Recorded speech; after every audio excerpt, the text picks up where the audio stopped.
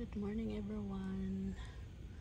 Ayan, so after ng ulan, malakas na ulan kasi nga mayroong cyclone dito. Kung sa atin pa is bagyo. So sobrang lakas ng ulan guys. So ngayon ay umaga and binibisit natin yung ating mga halaman dito sa ating greenhouse mga kabayan. So maganda sila tingnan talaga kapag basa, pero pag sobrang sobra na po, at least malaking tulong po yung ating shade cloth dito sa ating greenhouse. So kahit pa paano, ayan, may mga nagpa-flowers dito guys. Yung ating, similar lang po sila ng flowers. Ito yung ating Holy Gate. And then this one naman is yung ating Topsy. So the same lang po yung kanilang flowers. Ayan. Another Holy Gate. And then yung isa dito is Topsy din. Topsy Torby. Yan po yung mga nagpo-flowers. And then dito naman is Holy Gate yan. So sobrang naparami ko yung aking Holy Gate guys. Echeverria Holy Gate. Ayan, sobrang dami natin ng ganyan. And mayroon din tayong Topsy dito. Ang ganda oh, heart. Heart yung pagka-form ng flowers ng ating Topsy Torby. And then dito rin, ayan, another Holy Gate. Ang daming Holy Gate guys. Ayan o, flowering. Tapos mayroon din tayo dito, ayan o, still Holy Gate pa rin. So yan po yung ating morning checking ng ating mga plants after ng heavy rain. Yan po yung ating mga propagation area there.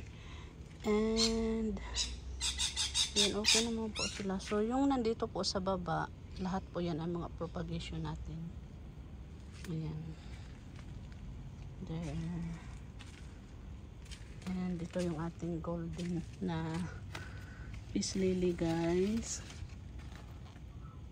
Ayan. Pag walang ulan is chine-check ko sila every morning kasi favorite siya na dadalawin ng mga worm. Yung uod ba na nagiging butterfly. So dito sila palaging nagaano, pinapapak nila yung mga peace lily leaves natin. And here yung ating mga aglaw din, propagation, and their monkey mask, and yung ating mga black Zanzibar here. So talagang nakasilong sila guys. And mayroon na namang bagong dahon dito. Yan. Black Zanzi. And this one also. At ito na yung update guys. Hindi ko alam kung na-upload ko ito. Yung ating Monstera laniata na ginawan ko ng trellis.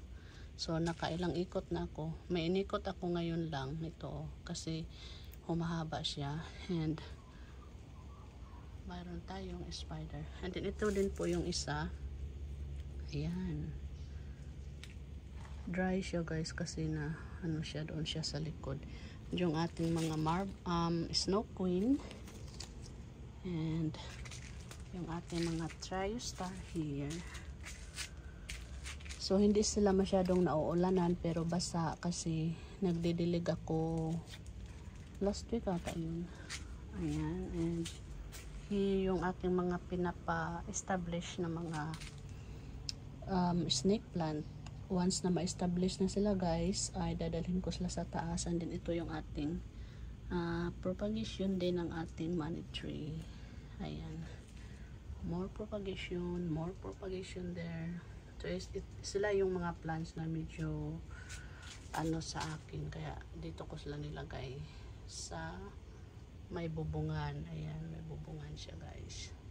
Yung ating mga aglaw na magaganda. Diba? So yung mga mother nila guys ay nandoon po sa taas. And yung ating propagation din ng ating mga pink princess.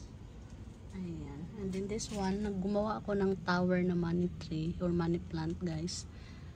Ayan, hindi ko alam kung na-upload ko nung time na ginawa ko siya, but yan na po yung looks niya for now. Mabilis lang siyang naglalash.